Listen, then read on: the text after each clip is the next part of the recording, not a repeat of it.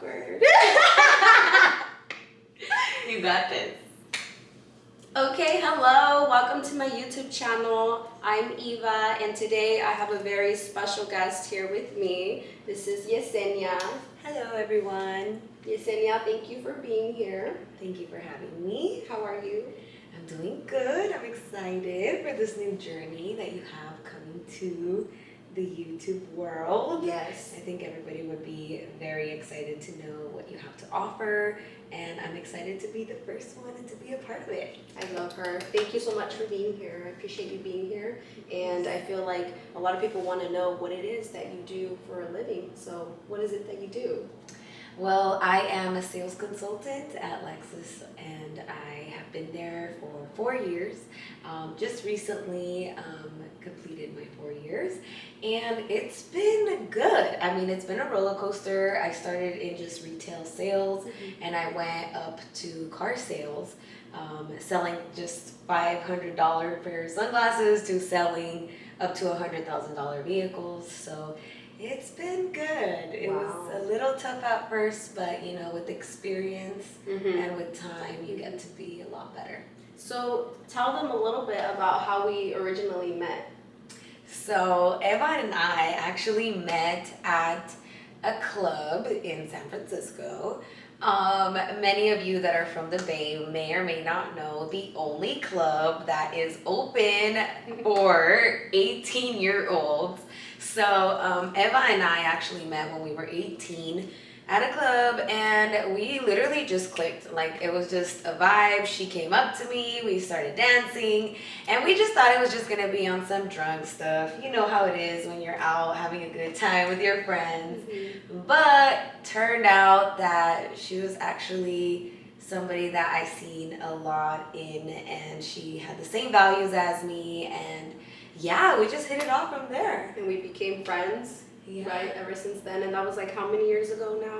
That was We're 18, now I'm 26, and you're 26. What's the math? I'm not a math person.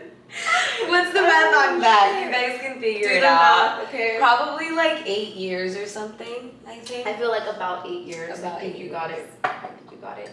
Okay, so I have a couple questions for you, if you don't mind. I don't mind.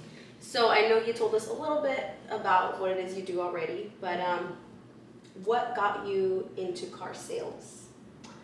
It's actually a funny story. I had been going through a lot in my personal life, and it just pushed me a little harder to want to make more money. So when you're kind of just stuck in, oh my God, this is just not going to work for me, that's when I decided, you know what, I need to change my life. And the opportunity that came up was Lexus, and it didn't just land on my lap. Success doesn't come like that. But essentially what ended up happening was that I looked at Lexus because I knew that that was a brand that I loved, and I literally just went online. I had just came home from a stressful day at my retail job, Which and you I was said like, was what? Sunglass Hut. Sunglass Hut. Okay. And I literally just went online, searched up the nearest Lexus dealer, and that's literally the first thing I did was apply. Not knowing what I was getting myself into, just knowing that I'm sure I'm gonna make a lot more money. So how did the idea pop up out of nowhere, like to you? Like how did it come to you? Like why? Okay. Sales, cars. So in sales for cars, it was because I had just bought my Lexus and I paid it off cash. I spent a whole year just saving up all my money. Paid it off cash? Yes. Oh, I mean, it was an old Lexus, you guys. It wasn't a $50,000 Lexus. Wow. But it was a 2011 IS 250. Such a reliable car, so you guys. bought it and you loved the car and you were happy. I loved the car and I loved the brand, and my mom had a hand-me-down Lexus, like an old one, and she gave it to me, and I remember like always loving it because I was like, oh my God, it had like a nice cool wood trim, whatever, right? I was like, oh my God, that's so cool, right? And then when I was in school, she sold it. So she sold the car, and I came home and I was like, where's my car at? And she's like, I sold it. And I was like, no way. So that's when I started pushing myself to want to buy my car, because she's like, if you want that car, you work hard and you buy it for yourself. not knowing what a Lexus was, just knowing that it had an L and I thought it just meant like luxury. I literally had no You idea. didn't really have the prior knowledge about Cars. No, like zero at all. And then so what I ended up doing is I just went online and I just, I want to work for this company and yeah. So when you applied, you knew it was a commission job? Yes. Okay. Yes, I knew. And would you recommend a commission job to anybody? Do you think anybody can do that job?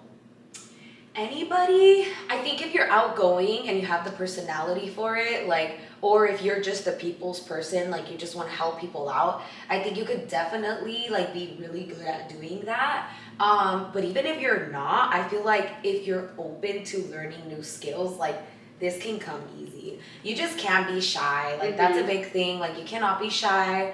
You have to be just, wanting to like talk to people. You have to be able to like spark a conversation with a stranger pretty much.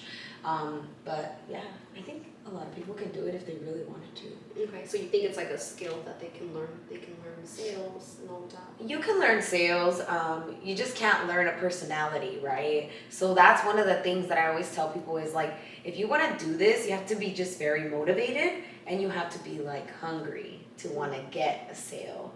If you don't have the personality, you know what I mean? Because there's certain skills that you can acquire, but you cannot acquire a personality skill. A personality is just who you are, inside, But yeah, I think you can develop a skill that's pretty easy. You just have to want to do it. Yeah.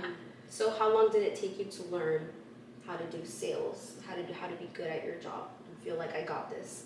I think after maybe 2 years, because you're learning the business, and when you're learning all the aspects of the business, you're like, oh, like I could do this and make more money.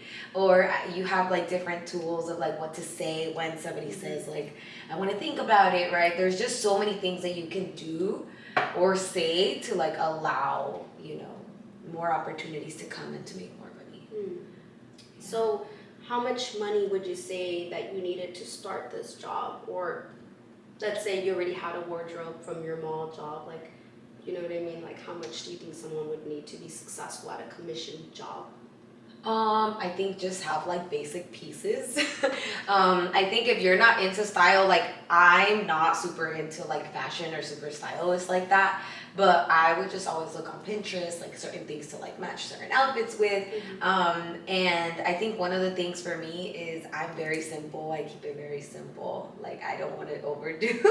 But yes, a lot of the clothes that I would wear like at the mall job, because it was like a higher volume Sunglass Hut location. Bougie mom. Like yeah, we had to wear like, we could not wear sneakers. We could not wear like pretty much casual outfits. You would have to dress it up.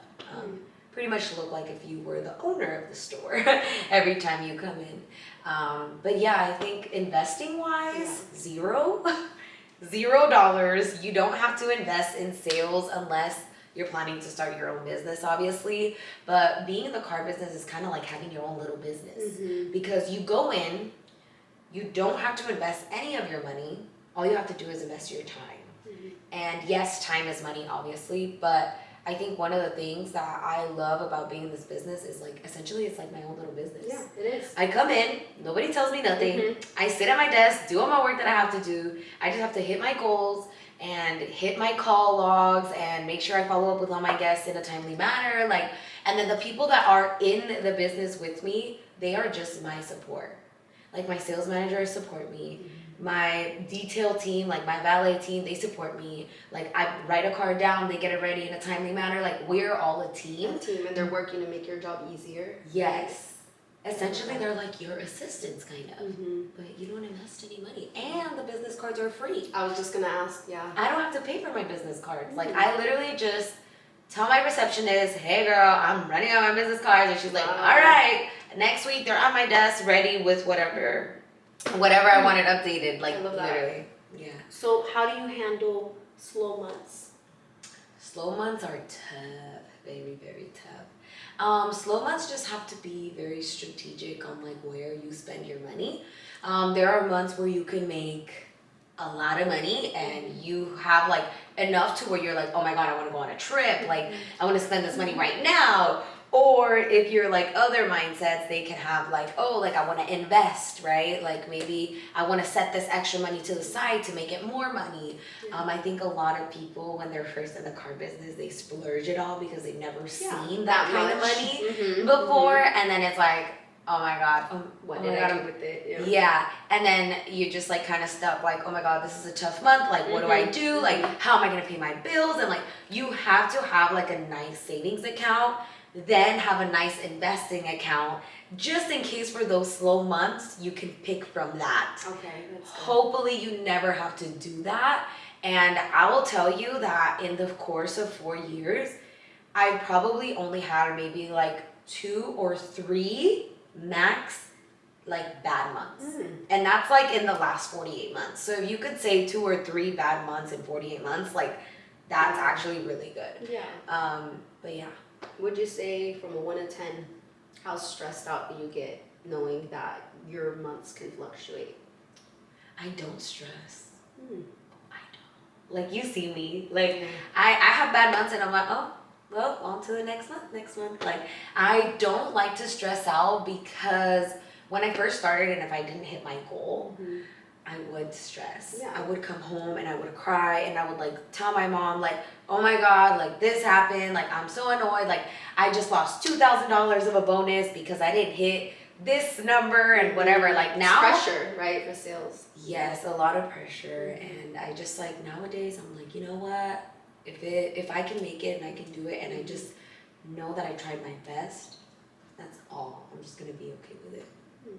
I love that. And also not dwelling on what can go wrong, but just trusting God, trusting the universe of what can go right. I think that's the best mindset to have, because what do you gain from stressing out of, oh, am I gonna sell, am I not gonna sell, right? Putting that energy and exactly. Yeah, putting that negative energy out there won't help. So I like that.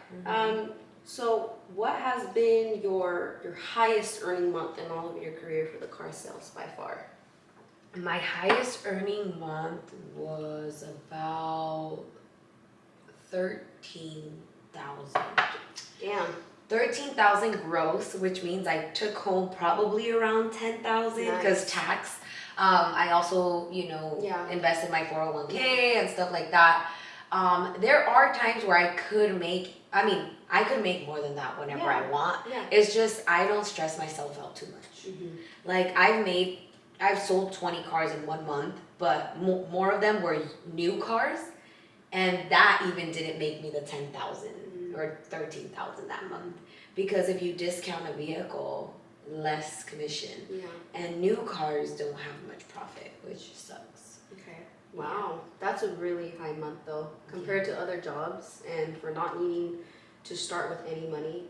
Right. No money, no degree. Like I did not invest anything other than like me starting my Sunglass Hut job for 4 years before going into car sales. Like I really just invested my time into learning on how to be a manager in the Sunglass Hut location, where I learned all these skills and I'm like, okay, now I can apply that into my new job. You can transfer the skills and use them there. Exactly. Because it's the same thing, So if you weren't working in car sales right now, what else do you see yourself doing? Wow, that is a good question. Eventually I want to be able to own my own business. My number one thing was always like a nail salon. I always loved nails, but I got a little scared. And so I didn't even consider going into it. Why? What made you scared? Let me tell you, because if you are in a nail salon, you have to know everything about nails, including fungus or just the ugly, and that's what started to get me so you have to be more educated about nails, your natural nail, because anybody could learn how to do acrylics. Anybody can learn and be really good at it and know how to do designs and all that stuff. Anybody can do it, but learning about the nail bed, what is a healthy nail, and learning about what to do in certain events, if somebody comes in with a super thin nail and they have like a fungus on it, like, do you Mm-hmm. work on it, or do you tell them, sorry, I can't do your nails because you got fungus? Like, those things started creeping me out. Yeah. I was just like, oh my god, like, I don't know what to do with that scenario. Okay. So like the small things became a roadblock or kind of a turn off to you in a Yeah. sense, because it's like, what can I do? The same way I feel about owning a restaurant. That's how I feel. What if there's a hair in the food? What if something's wrong? What if the food makes someone sick? And I start like thinking all these bad things, then that's what stops me from doing it. So I get where you're coming from with that, right? That it can be a lot of responsibility. But what I would say to that is learn, right? It sounds like you're lacking that knowledge. Same with me, we have to learn. And if not, hire somebody that knows, that's an expert. That's so true. And they'll run it for you, right? You'll have your employees. Yeah, Eventually. That's what my business coach was telling me too. Like, you can hire somebody to run your business later on. So you could be the investor starting it up, and then you have your employees working for you. So what else would you be doing right now? You said the nail salon owner. Mm-hmm. What else? What was the other thing you said?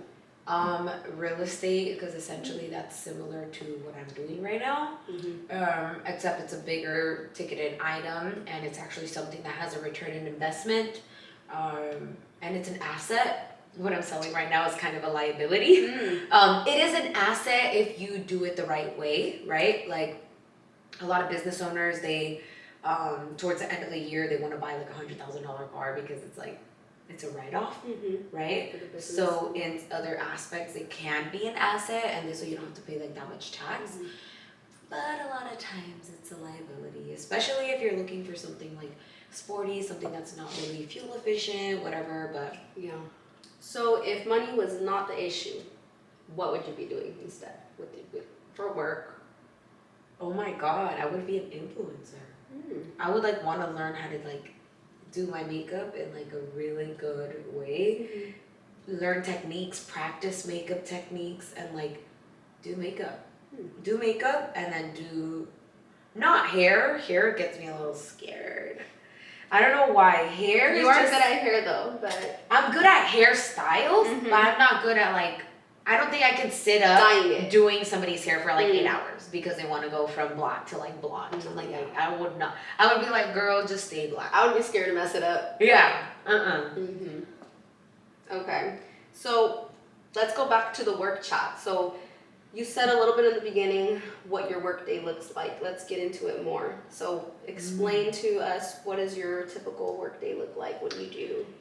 Okay, so it kind of varies. A successful work day, I can tell you about one of those. Yeah. When I walk in, I set my stuff down. I probably most likely have already had coffee and breakfast. I walk the lot. I make sure I know what's on my lot, what am I selling, what's available. This way, if somebody comes in, oh, I'm looking for a Buick. So you prepare yourself, you check the inventory, you prepare yourself for success, know what there is. Yes, if it's certified, if it's non-certified, how many miles it has.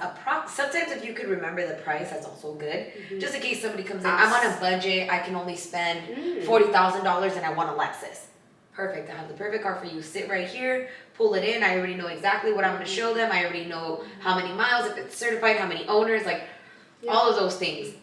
Believe it or not, there are times where you may not want the lot. Maybe it's raining outside. You're like, I'm just going to go sit at my desk and look at it through the online. But obviously you want to touch the car. You want to be able to see that it's here. So that's my beginning morning. And then going in my planner and seeing what do I have to do. How many calls do I have to make? How many emails? Who responded back to me right while I'm gone? Check in with all like my internet leads. As soon as I come in, my managers assign internet people that have inquired online, and they distribute it throughout the store. And you know, all the sales consultants, they have to get on that. That's the first thing that they should do. And then after that, you know, I might have a little bit of free time if I've already like contacted all my customers. And I just like put myself up on a list where whoever's next up, I can take them and I can help them out.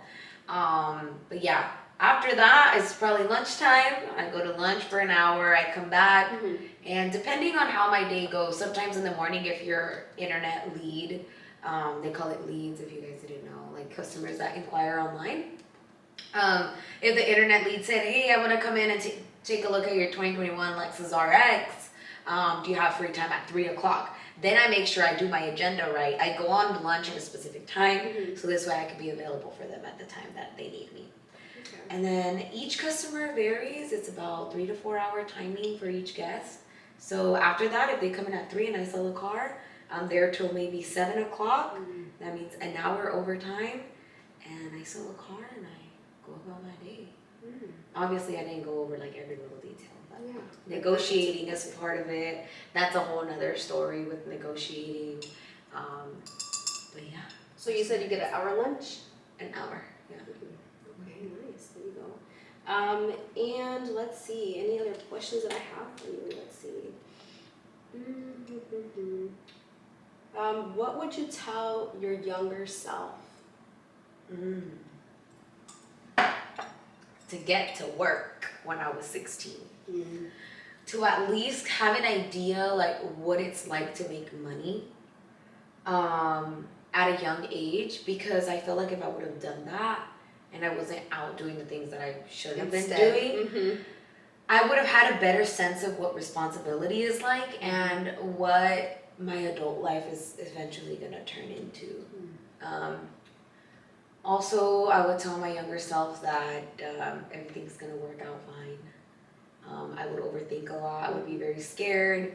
I would see, other people around me making so much money, and I wasn't making the money that they were making. Yeah. And it made me a little like, oh, like I hate this. Like I don't want to do this type of job. But I always just told myself like, I'm gonna grow from here. It's only gonna go up from here, and I have to go through this to be able to get to the place where I want to be. Yeah. So if you could go back in time right now, would you go to college or would you not? Would I go to college? Wow, that's a hard question. You personally, just you, from your own experience. I would say yes. Okay, you probably didn't expect this. I would say yes because my mom was gonna pay for everything. I think this shit already turned off. So No. So yes, I would definitely go to college. My mom was gonna give me a free ride to wherever I wanted to study. She's like, I have the money. What do you want to do? Do it. You can live under my roof until you graduate. And as soon as you graduate, you gotta do your own thing. So why didn't you? Because as soon as I turned 18, I started making money. And I thought that was good money because I was able to spend money and pay my rent. Just because I thought I could pay my rent and spend money, I thought that I was making good money. And keep in mind, I was making $13 an hour, okay? $13 an hour when I first started. Obviously, times are different now. That was in 20. I know when I started, it was like $10 an hour. So imagine, wow. Yeah. So that's crazy. I wish I would have gone to college because I probably would have done like tech sales. Why tech sales? Because